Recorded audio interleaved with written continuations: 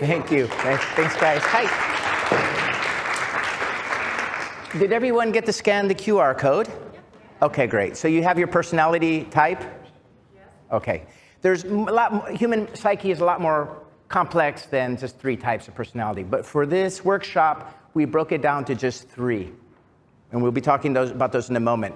If you guys are familiar with personality assessments, like Discovery Insights has 72 personality types, MBTI, you have 16, you have Discovery. These are like personality assessments that they use in human resources. But anyway, I'm going too much on that. But before we get into it, let's do a little exercise. I think it'll be fun for everybody, okay? I want you guys to grab your dominant hand.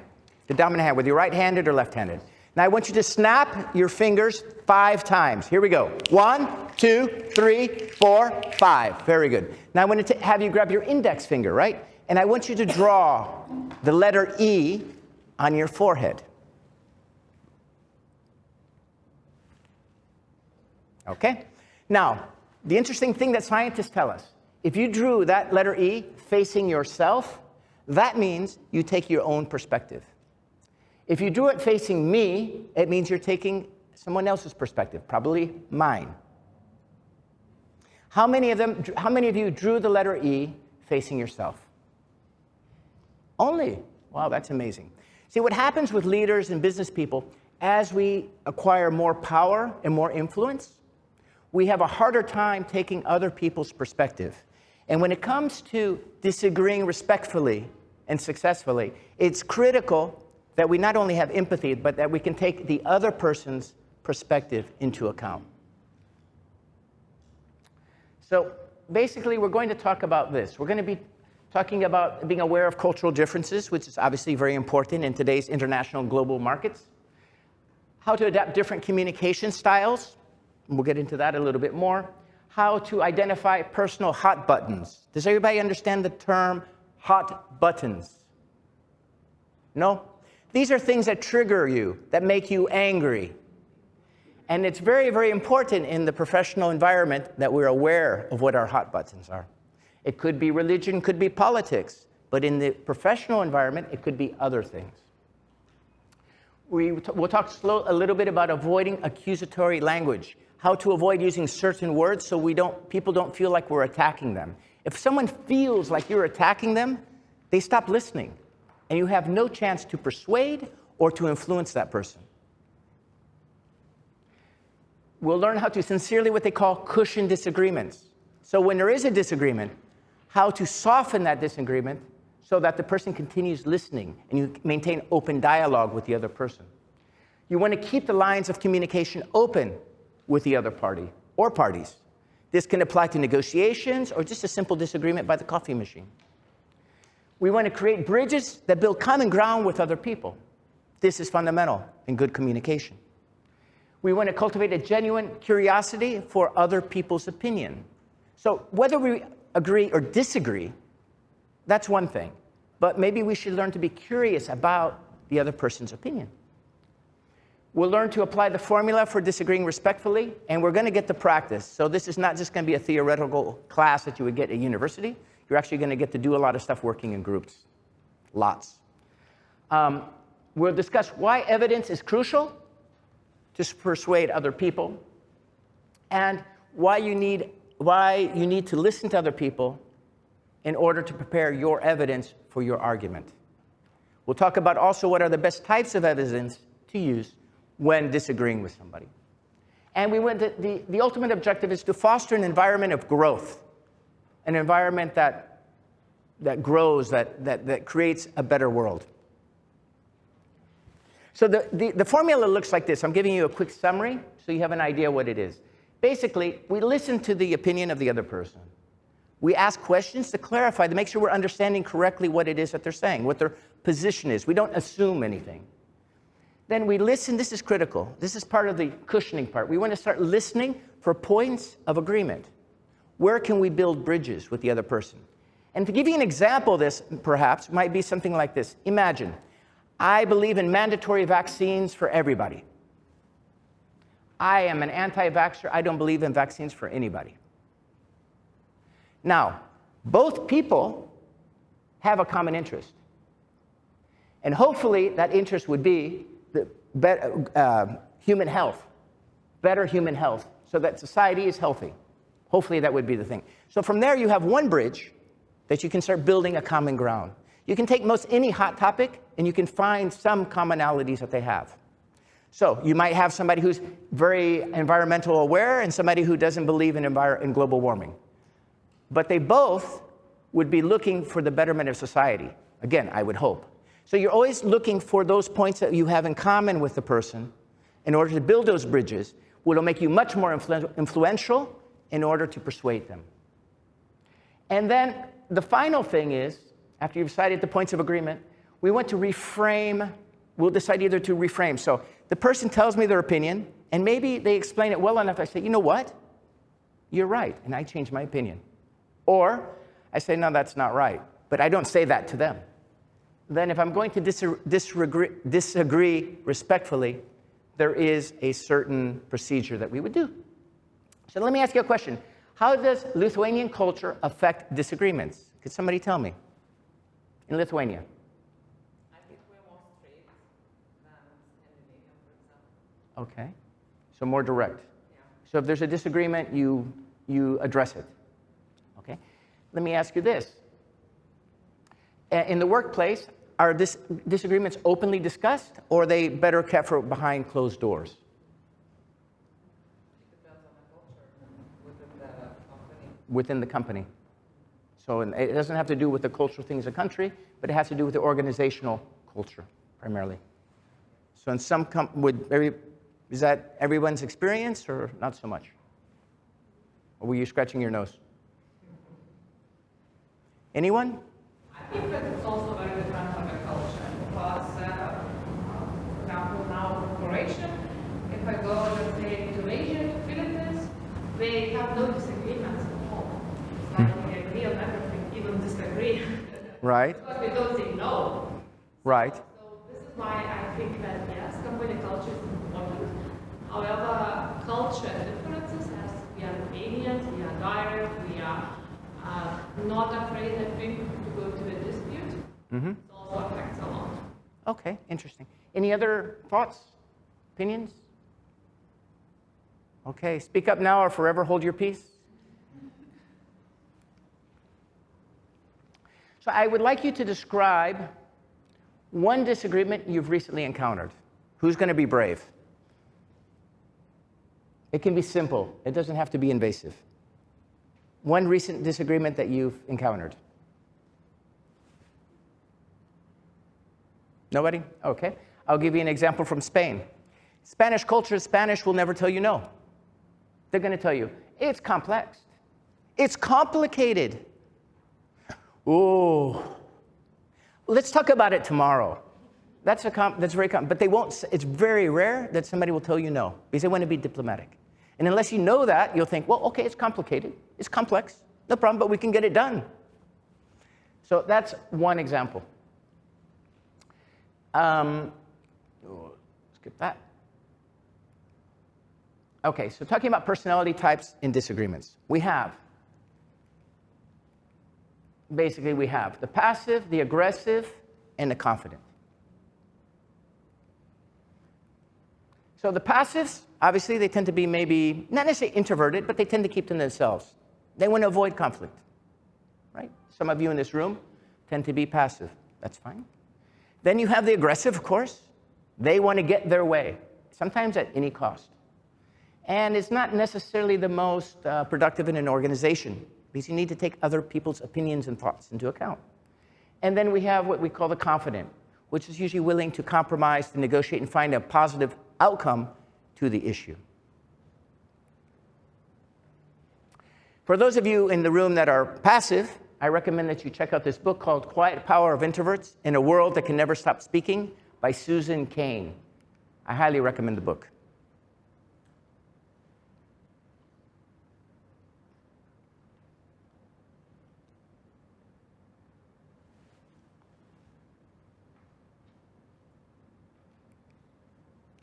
All right. Let's talk about this briefly. During a disagreement, what have you noticed about your own body language or tone of voice that might change? Volunteer from this side back here. These guys, you guys are really quiet. Body language, like body language. Sure, please. Thank you. Depends on what disagreement there is and with whom you are talking. And if it is your, how to say, partner, maybe it will be different, for the language. If you are talking with your customer, if it is you are still disagreeing, you will, how to say, try not to show your, how to say, hotness and everything. Absolutely, absolutely. But there's certain things that people might do when they're feeling that they disagree. They maybe cross their arms, for example, might be one. No? Tone of voice might change. It might fluctuate. Could go up, get louder, angry. It could go really soft, really meek. It depends on the person. Depends what you want, also. What is from your side, what do you want from that disagreement? Right. If you want, to get what you want, feel like shy to manipulate and everything. Right. Or on the feelings, say, yeah, of course, yeah, you're a good man. Right. You're absolutely right. But the thing, this is where self-awareness becomes so critical, because it's being aware of your hot buttons, and which you, thank you very much for sharing. What you brought up is exactly that, being aware of yourself, self-awareness. Critical for leadership. Yes, please. And it really matches the types that you previously showed, that if you're passive and you cross arms, maybe you step back a little bit, and etc. Your body language. If you're aggressive in that situation, you may show the arguments, like you want to improve your point, and in confidence, maybe it's usually what I experienced in talking with clients. You try to be nice and to find those bridges. Absolutely. You're 100% correct. Thank you. So we're going to jump in and talk a little bit about thinking before speaking. Would you agree that it's important? I mean, it seems really basic, but you know how many people actually don't think about this? You'd be amazed. Most, I think. Well, it's not people sometimes, for me, it's like when I speak, I think. That's the reason I don't think before speaking. Because sometimes, because when you're preparing for something, it's like usually I'm thinking with a speech. So it's, for me, it's not to take every word that I say, it's completely right. Thank you for sharing. In a professional environment, we want to take the time to choose our words carefully, because words can damage a lot. And you can't, it's hard, you can't actually, if you say something, lash out at somebody, a lot of times you can't really repair that fully. So it's very important to think before we speak. How many people know when they've written an email when they're angry, and then they say, whoa, and then they come back and you read that email 2-3 hours later, and you think, wow, I'm glad I didn't send that. Anybody ever do that? So it's the same, I think, with verbal communication. But when you're writing an email, you can have a time to think, to read and change. But when you're speaking, sometimes there is no time to think. Yes, there's always time to think. And I'll explain why. That's self-awareness and self-control. Let me ask you guys this. Who's a bigger fool? The fool or the person that argues with the fool? Who argues? The one with the stick. Please. Huh? Exactly. So it's, a lot of times it's better just to be quiet and listen. Actually, a person in power, usually, that transmits power, they're quiet. They don't need to speak every 5 seconds. They listen. You gather information, you collect information, and then you make your decision how you're going to handle that. So it's critical just to get the concept, to think before speaking. We don't have enough time for me to teach you how to do that in this class. In your handouts, we have this example here, but I want to get you guys into doing some exercises. But I think if you go to page 3, you don't have one. Is it page? Let me have a peek. Sorry, I think it is page 3. Page 2. It's page 2. We'll just go over it quickly. So, meet Thomas and Ava, colleagues at a marketing firm. The team is brainstorming for ideas of upcoming campaign, and there's a spirited discussion about the direction they should take. Thomas, known for being a candid, passionate, disagrees with Leva's proposal. So Leva says, I think we should focus on traditional approach of campaigns. TV ads have a broader reach, and we can create a more memorable impact. And of course, he answers with something like, without thinking, TV ads? Seriously, that's so outdated. No one pays attention to those in any way. anymore. We need something fresh, innovative, not stuck in the past. Now, how do you think how do you think 𝐊𝐵 feels? Well, he calls here not innovative, not fresh, and stuck in the past. Exactly. He's basically insulted her, right? So the consequences are not good. Are not good. We lost our thing here. So we want to avoid also accusatory language. So we want to always separate the person from the problem. I'm trying to get to the theory part of this as quickly as possible so we can get into the role plays. You want to separate the problem from the person. Critical in a professional environment. So one way to do that is we don't use the word you. You always do this. You do that. I. If you're going to use a pronoun, use I. Because if you attack the person, or the person even doesn't matter if you attack the person. If the person feels they've been attacked or threatened in some way, they stop listening. Now all they're doing is they're looking for ways to defend themselves in their minds. That's all that's happening. And they're not listening to you. I don't care if you have the best argument in the world, you have your proof is irrefutable, they're not going to listen to you. Because they're too busy saying, no, I'm right. It's part of what they call the instinctive brain, or the limbic system. And it will find every excuse under the sun to justify why I'm right, when in fact I'm wrong. So we want to avoid personal attacks primarily for that reason.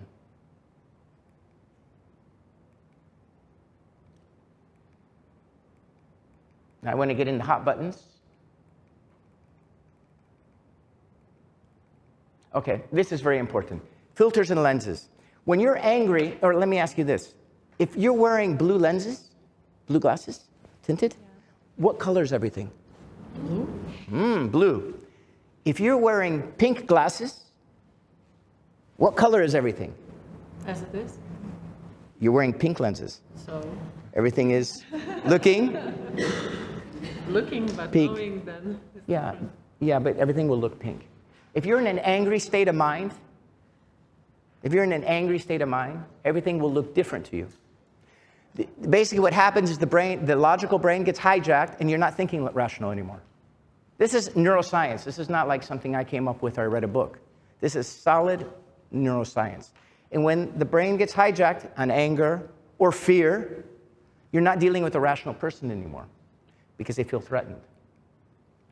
So hot buttons, we want to avoid always triggering other people's hot buttons, but it's really useful to be aware of our own hot buttons.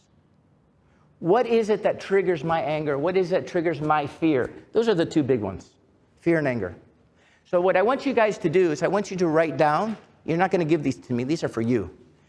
Identify what are some of your triggers or hot buttons, things that trigger you. Could be political things, could be health issues, could be whatever. That's not relevant, it's not important for me, it's important for you. What are things that trigger you guys?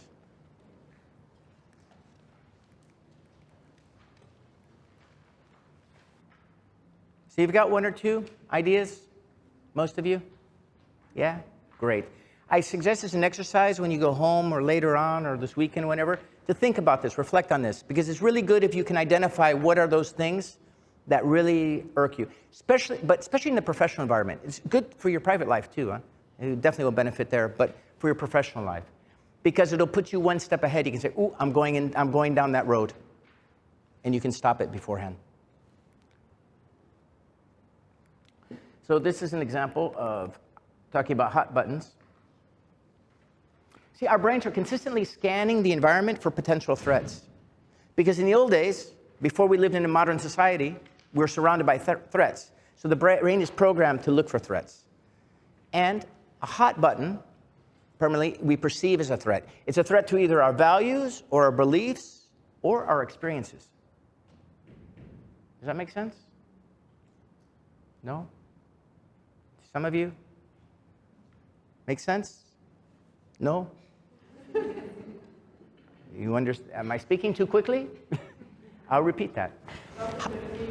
Too quickly. I'll slow down. Welcome to Lithuania. This is how we react. Okay. Thank you. Thank you. It doesn't mean that we do not understand or do not like, just react. Okay. So the idea of hot button, thank you very much. Hot buttons are usually triggered by values, something that we value, something we believe, maybe we learned in childhood or as an adult, doesn't really matter, but something we believe, our beliefs, or our experiences we've had in life. And it goes counter to that, and we interpret it as a threat. All right. So let's get into how do we disrespect, how do we disagree respectfully and successfully. I think you have the idea about the belief about the belief systems. Yeah? So hot buttons, cushioning the response to the other person, and coming up with evidence. All right.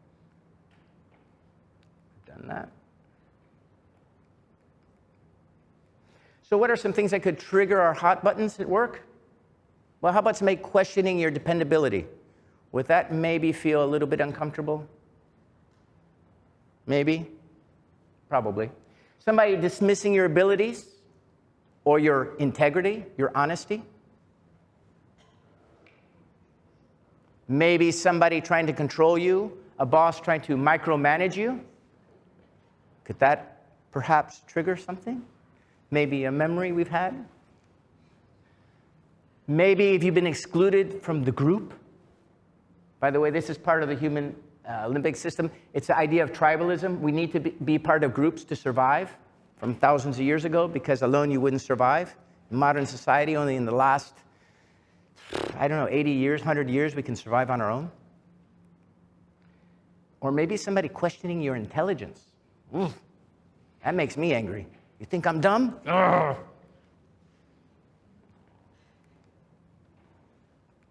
Well, we don't really have time for this, but this is a good question too you might want to ask. Think of someone you know well. Are their hot buttons similar to yours? This could apply to work or in your personal life.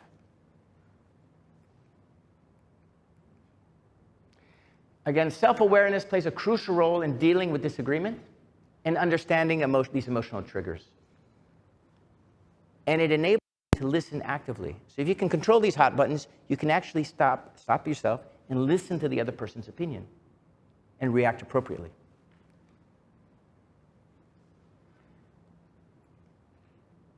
Now, this is a great meditation technique, but I don't think we have time for it, and I'll probably put you guys to sleep. I would use it in a longer workshop. So let's get into it.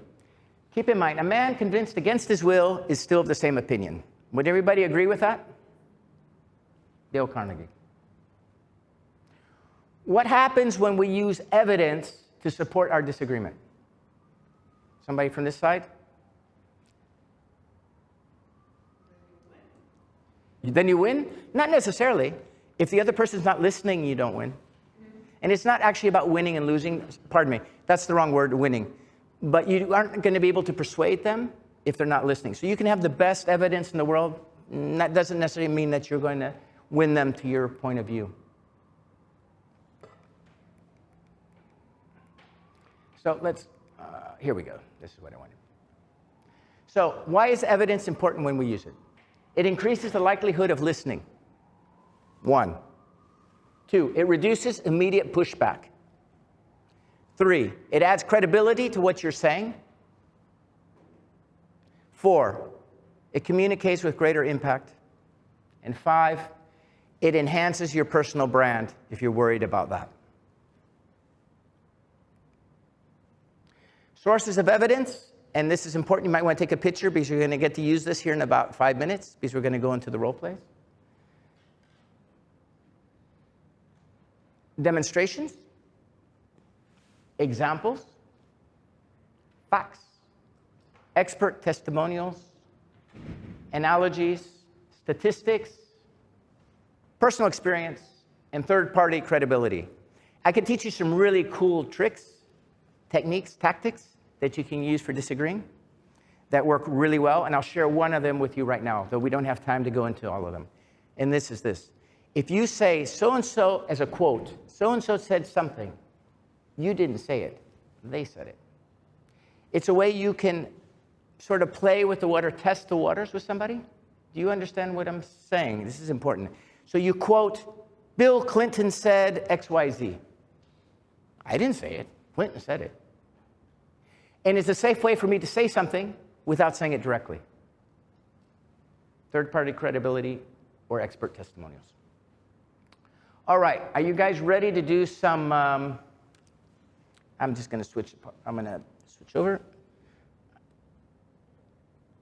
I wanna get into the work.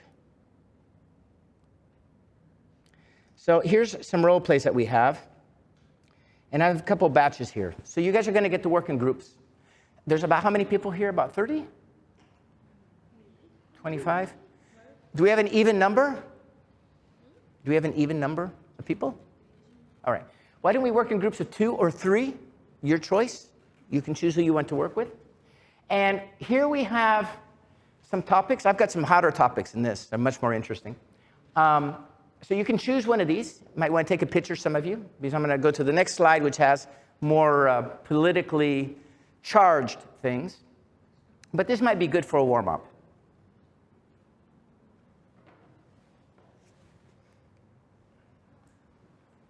You might want to take a picture of that because we'll be doing a role play of those as well.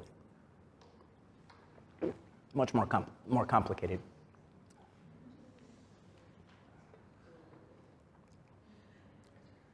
All right. So, is there a, there's not a whiteboard, is there? Okay.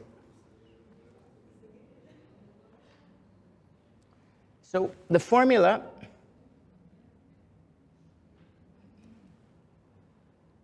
is this. The way this role play will work. One of you will take one of those arguments and take a positive position on that. The other person's job is to listen. Then, so you have one person, my opinion about, I don't know, war is great. I love war. Okay, you listen to what I just said. Something stupid. But anyway, whatever. The second person, their job is to begin to cushion that. Now, how do you go about cushioning? Cushioning is empathy, basically. Saying, I understand this must be difficult for you. I can see how it seems like you like war. It seems like, gosh, I don't know. Here we go. That's what I wanted. So examples, these, you may want to, these as well. Thank you for trusting me with that information. Maybe you're the manager or the boss and somebody comes and tells you there's a problem in the office. I see where you're coming from. And these aren't the only cushions. There's many of them. I appreciate your perspective. How many of you have called customer service and when you get on the phone, they say, I'm so sorry, Miss Eva, for that you're having that problem. Great. And then they transfer you to a department and say, oh, we're really sorry you're having such a difficult time with this. You're like, look, I don't want you to tell me you're sorry. I want a solution. So cushioning is powerful. It's useful, but don't overuse it. You don't want to keep, oh, I'm so sorry. I'm so sorry. No. But what you're doing, you're using it to show the other person that you're listening and that you're trying to build bridges with them.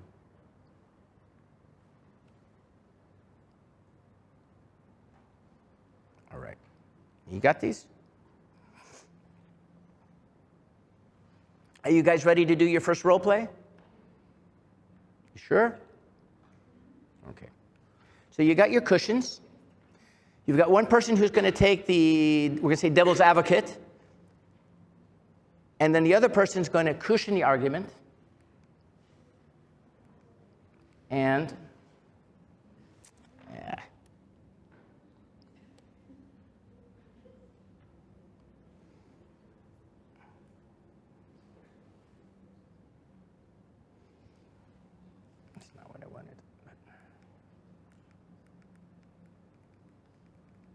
Anyway, the other person's going to cushion the argument and then come up with evidence why that may or may not be true.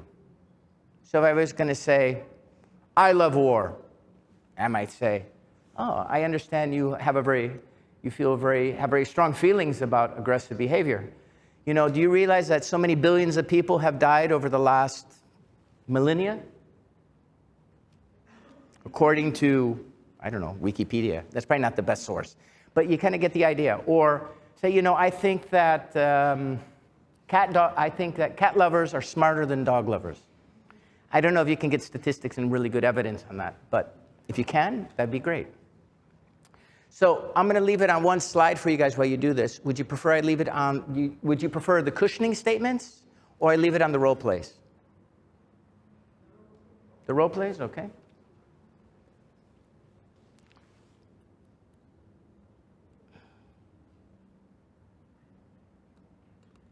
And we'll start with the easy role plays first. So we'll just work in groups. Are you guys ready?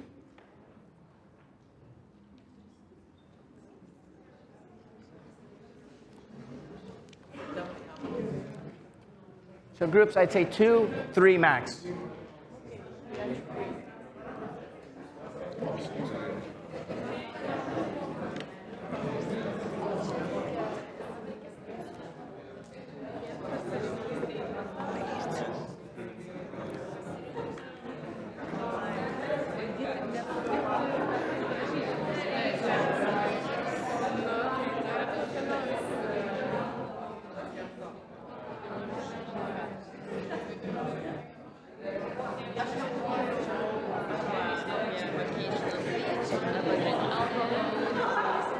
Sorry.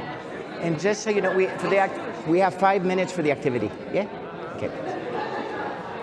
We have 5 minutes for the activity. Sorry, we have 5 minutes for the activity. I forgot to say that. 5 minutes. Okay. 5 minutes for the activity.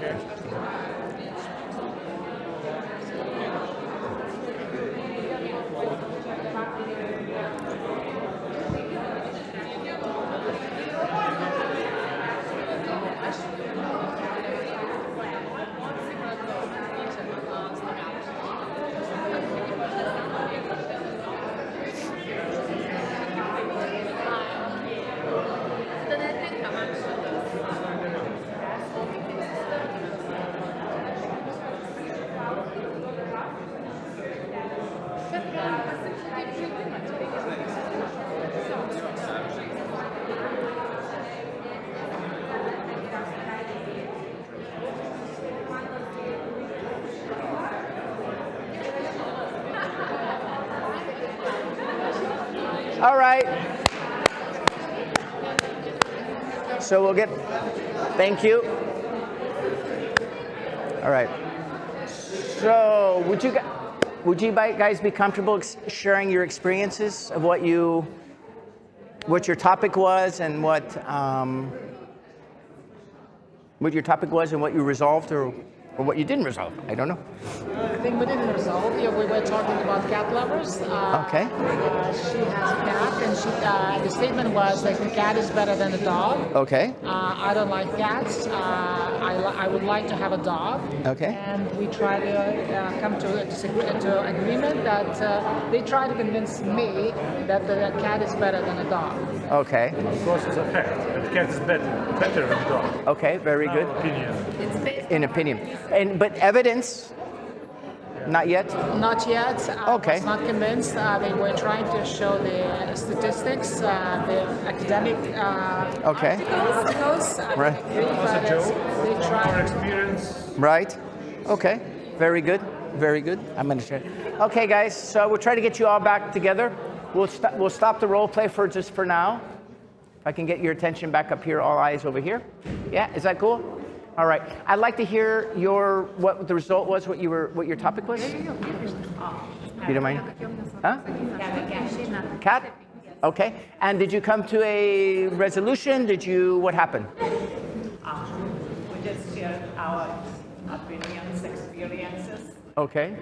and jokes. Cat jokes. But you have the same opinion about cats? Yes. Oh. Yes, unfortunately. Okay. All right. Great. And you guys over here? Also cats and dogs. Wow. There's a lot of cats and dogs in here, huh? And who won? The cats or the dogs? I would say cats. The cats won? Dogs didn't have time to Poor dogs. That's not fair. You guys? Cats and dogs? Far out. You gentlemen? I'm sorry? Okay. And? So I was saying that zero alcohol policy should be everywhere. Okay. And then Colleen convinced me that small doses of alcohol is not that harmful, and there are plenty of evidence that it's kind of okay. So despite of my strong opinion about that one, I bought into the argument. Okay. Yeah, that's a deep argument. There's neuroscientists that show proof that it's bad for the brain, but it's good for the cardiovascular. That's actually a really deep argument, or a really deep. There's a lot of research both ways on that. Depends. I don't know, but that's a good one. Any? You guys back there in the corner? Cats and dogs? No? Oh boy, what was it? What was it? What was it? What was it? Vacations. Huh? Vacations. Oh, vacations, that's right. And passive vacations. And who won?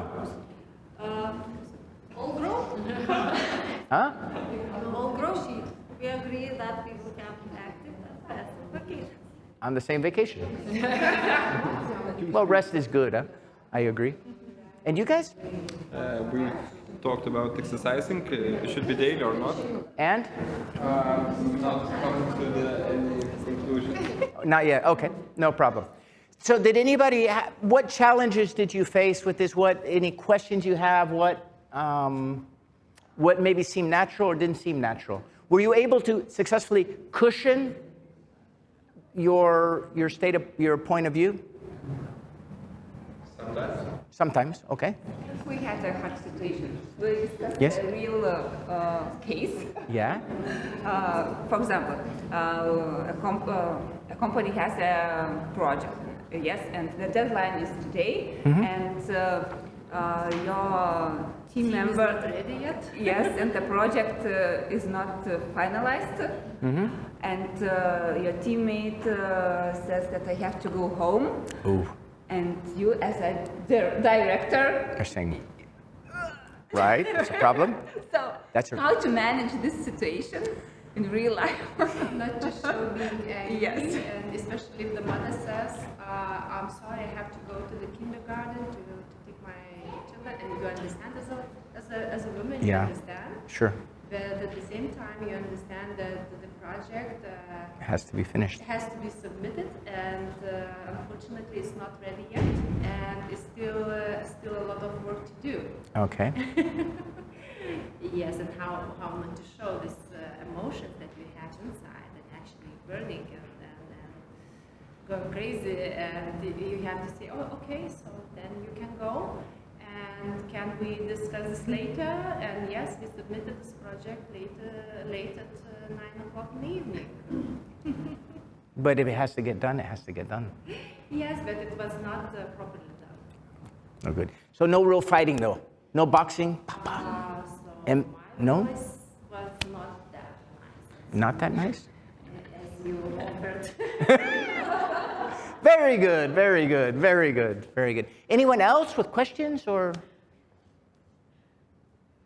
The whole thing with, as we were talking about, thinking before speaking. So again, we're going to repeat this role play. We're going to choose a more difficult topic, and we'll give you a little bit more time so you can have time to come up with the evidence. Again, it's the person states their point of view. You listen to what they say. You may ask more questions. Remember the process? We ask more questions to get more information, to have greater clarity about what their position is. And we'll go into something more like political stuff, which is deeper, right? And then we make a decision whether we agree with them, which is called reframing, or we decide that no, we're going to share our opinion, but based on evidence. And of course, providing that evidence with the cushion, and of course, respectfully to the person. Sound good? Yeah? All right. I'm sorry? All right.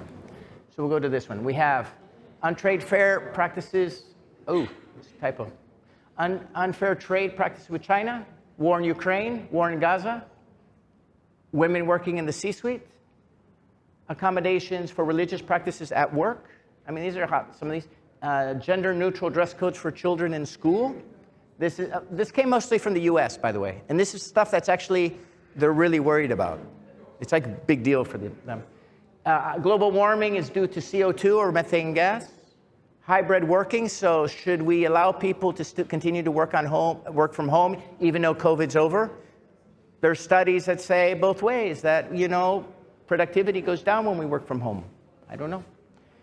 Men participating in female sports. This is primarily about transgender men who have transitioned, but their chromosomes haven't changed, and they participate in female sports, and obviously they win. Is that fair to the women in the sports? I don't know. Controversial stating controversial opinions on social media. Different generations working together, different ages. Asking people what their pronouns are.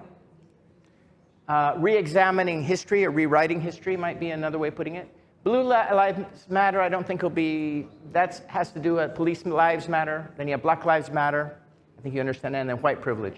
This is very US down here. But choose whichever one you want is in your groups.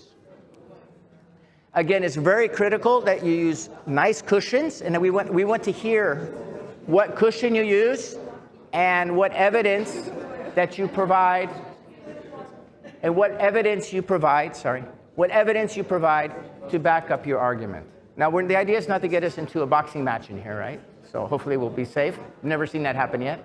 But the idea is to practice things that some of you may emotionally sort of upset you a little bit. For this exercise,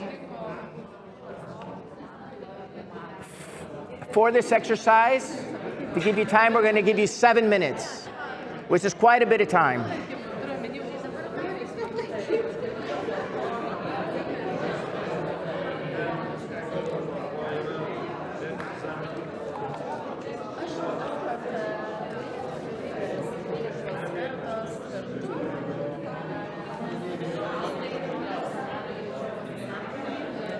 All right.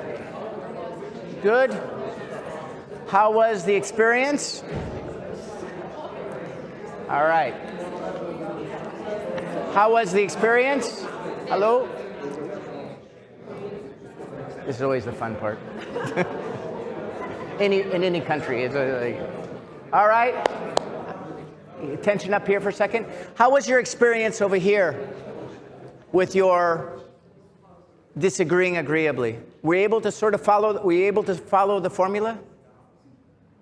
No?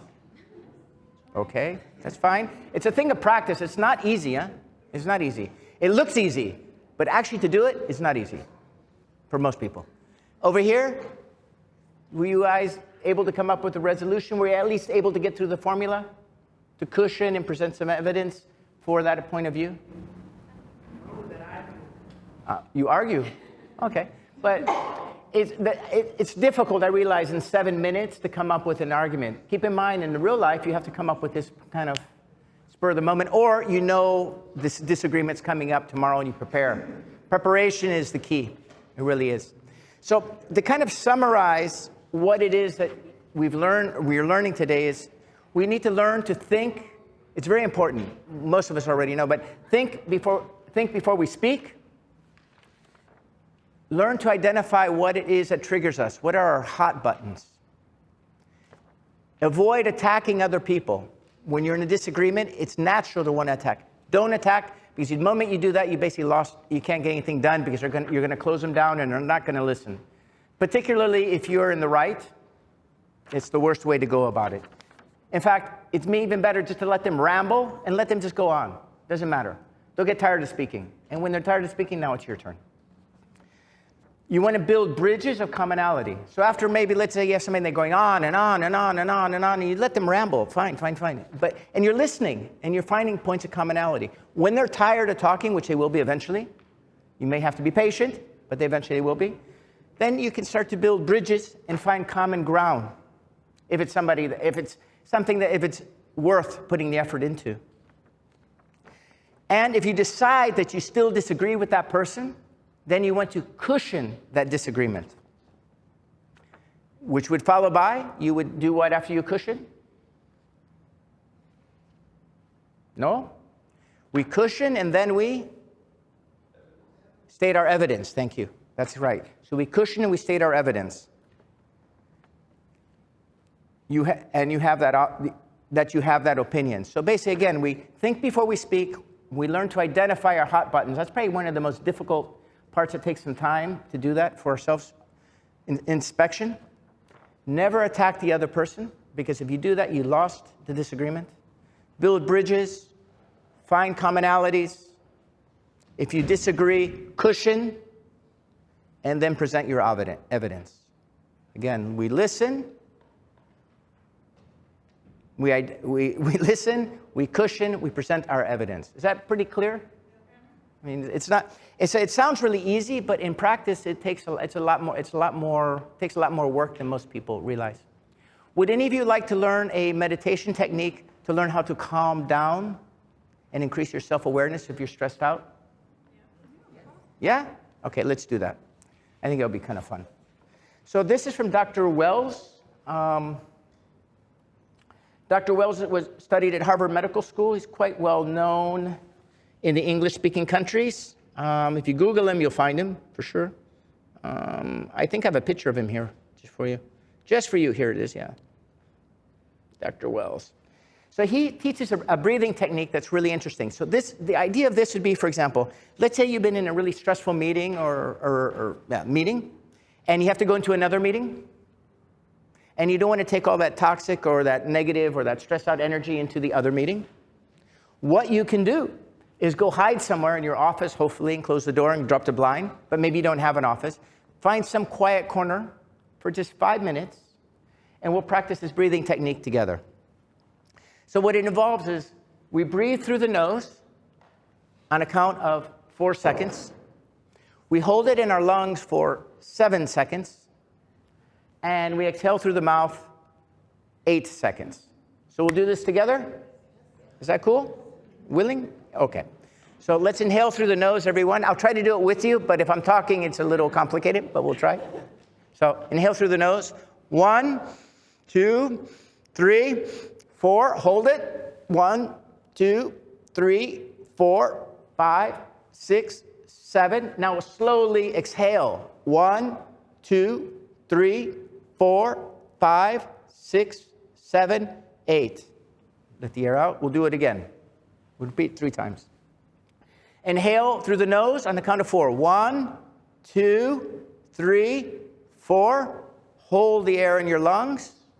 1, 2, 3, 4, 5, 6, 7. Now exhale through the mouth slowly. 1, 2, 3, 4, 5, 6, 7, 8. Now they say it's a good exercise before going to sleep to relax as well. What it'll do is it'll lower your blood pressure, slow your heart rate down, your pulse rate. If you want to change your mental state, change your physiology. If you don't believe me, by changing your physiology, you change your mental state, go out and drink a couple of beers and tell me if that changes your mental state, all right? Shall we continue on with the relaxation thing? All right. So I'm going to sit down with you guys over here. And all you guys got to do, this is completely safe and it'll be fun. Yeah.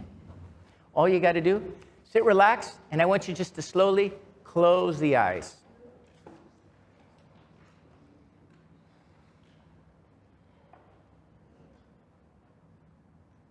And now I want you to slowly open the eyes. Slowly is the key here.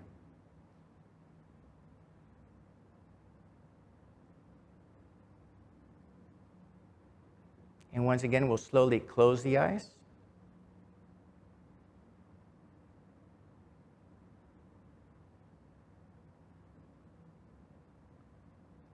And slowly open the eyes.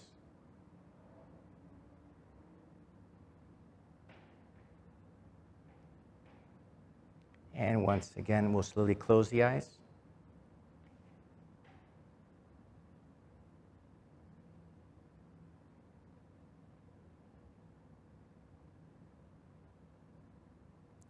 And slowly open the eyes.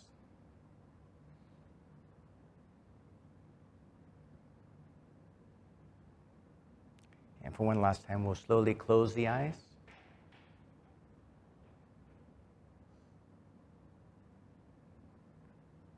And slowly open the eyes.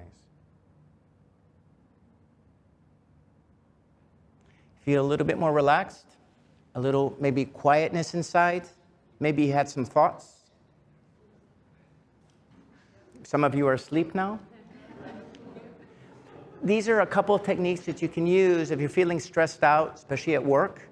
Obviously, you want to find a quiet corner to go do this, but to calm yourself down before you go into that next venue, because really, we don't want to take the negative energy from one thing to another one. It's human nature. We do get stressed out. We have things that agitate us. It's normal. It's part of life. But there's things we can do to learn to calm ourselves down, because to get things done, you're 31% smarter when you're in a positive state of mind. I'll repeat that.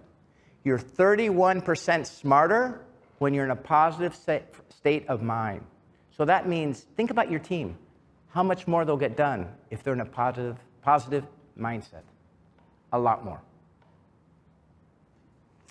So that concludes, but doesn't finish. Do you guys have any questions for me?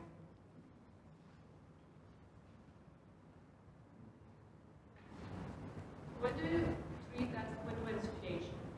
I'm sorry, I couldn't hear you. What do you treat as a win-win situation in the I'm still not here. I'm sorry. I'm coming over. Win-win situation. Oh, win-win? Okay, that goes back for the book of Fisher, written at Harvard, Win-Win, right? There's a lot of different books in negotiation, right? This particular is not a negotiation class. There's a lot of tactical things that you can do in negotiation. If somebody's getting upset with you, you can call it out. I'm not saying you're getting upset, but I might say, you know, it seems like this is really important to you. And then what I'm doing is, without asking a question, I'm soliciting more information from them. So to answer your question about win-win, it's not always a win-win. The idea is to get a positive outcome. Life isn't always win-win. Think about it. It's not the other person loses, but win-win always? If you're running a race, there's only one person who's going to win the race. If it's Tour de France, only one person wins. So it's not win-win. It's great when everybody comes out with happily. That's fantastic. But unfortunately, life isn't always that way. So it's important to keep that in mind. It's important to keep in mind that the other person isn't damaged in some way. We want a positive outcome is the objective that we want to have. And again, remember, people are 31% smarter when they have a positive mindset or attitude. Some other questions? Yeah. How to get away from if you're becoming angry? Yeah? You touched a lot of hot buttons and you are... Sure. Yeah? The temper is already there. Through the head. Mm-hmm. How to get out from this? Right? If you are overcome already, how... That's a tough one. I would remove myself from the situation. I used to be a bit of a hothead years ago.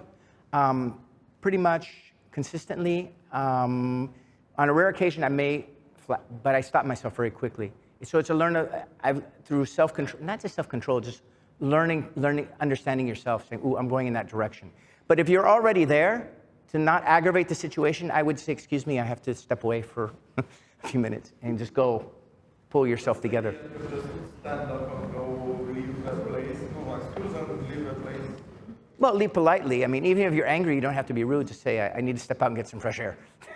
Whatever's going on, you know. I think that's a better solution than trying to fight, because it can happen, it just escalates, and there's no benefit. But it's it's really learning how to control the self and identifying our emotions, our hot buttons, what it is why are we feeling this way? Generally, it always comes down to fear or anger, negative emotions. That's usually, I'm making it maybe a little bit more simplistic than a psychologist or psychiatrist would agree, but basically, that's usually what's the reason behind emotions.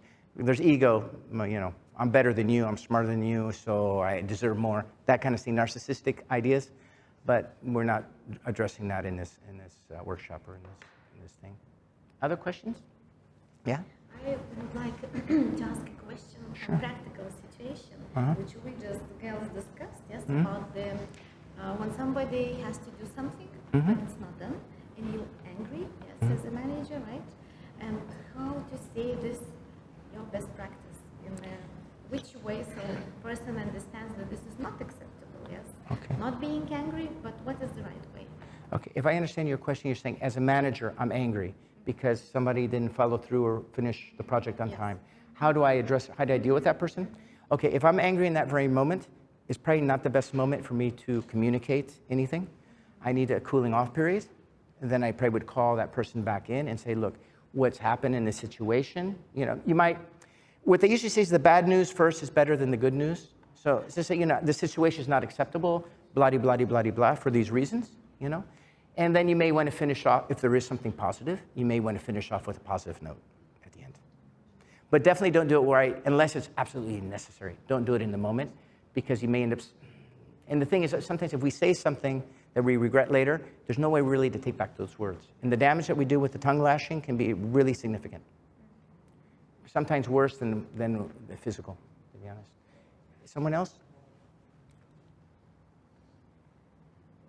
No more questions? All right.